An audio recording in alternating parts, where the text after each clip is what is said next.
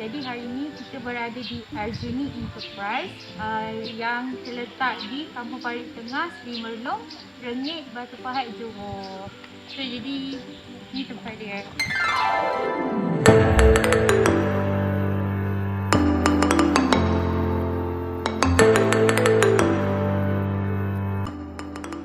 This farm was built in 1982.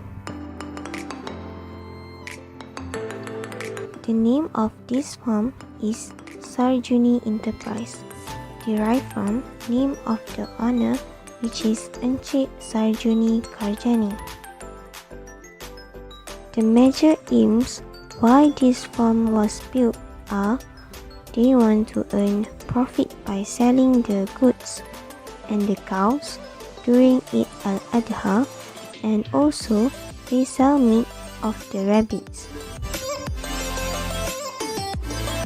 Here they have cow, goat, deer, camel and rabbit. They have approximately about 200 cows, 300 goats, more than 10 deers, 7 camels and 200 rabbits. Moreover, this farm is practicing intensive farming.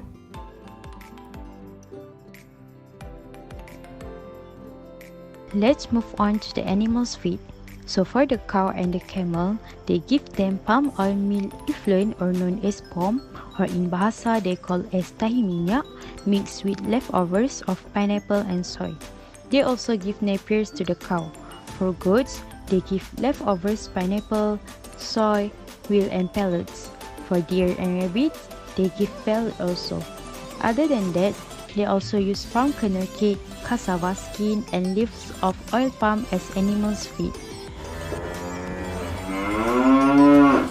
All the feed given to the livestock were bulked, but only napier are planted by them in the small quantities.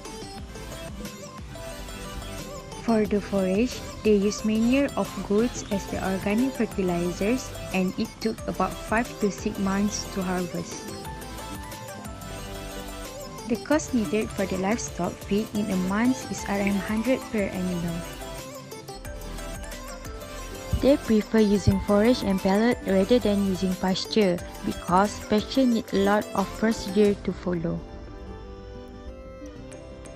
In this farm, all the animals were fed 2 times daily, which is in the morning and also in the evening.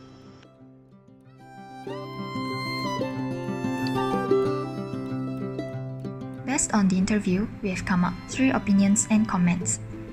First is the reason why the farmer practicing intensive farming in his farm. Intensive farming is an agricultural intensification and mechanization system that aims to maximize yields from available land through various means, such as heavy use of pesticides and chemical fertilizers. The advantages of practicing intensive farming are high crop yield, more variety of food can be produced, and more efficient. While the disadvantages are poor living conditions and hygiene for livestock, possibility of poor quality food products, traditional farmers are unable to gain enough profits from it, and less job creation opportunities. The second is the time interval to feed the animals. The reason why farmers choose to feed animals in the morning and evening is that the temperature is not too high in the morning and evening, so that animals do not lose their appetite due to excessive temperature. Excessive temperature may cause animals to drink a lot of water and eat little food. Third is the reasons of using goat manure as fertilizer. The farmer used goat manure as fertilizer because it is an organic fertilizer. It is odorless than cow manure, which means it does not attract insects as cow manure do. The goat manure is dry and in pelleted state, so it does not burn the plants. Moreover, goat manure has high nitrogen content and it composts quickly. Thus, goat manure is one of the best animal manure for plants. There's a need for the farmer to use fertilizer since they plant napier grass. Use goat manure reduce the cost of fertilizer. Also, it is an environmental friendly and efficient way to handle the manures. In conclusion, intensive farming is widely practiced in Malaysia. However, farmers should consider the pros and the cons before reaching to a decision for the best choice of their farm. Other than that, farmers can also use manure as fertilizer to properly manage their farm. It is important to ensure that the farmers provide nutritious diet and feed the animals at the right time intervals. What you sow is what you reap. Our group believes that all the hard work and sacrifices will pay off in the end. That's all from us. Thank you.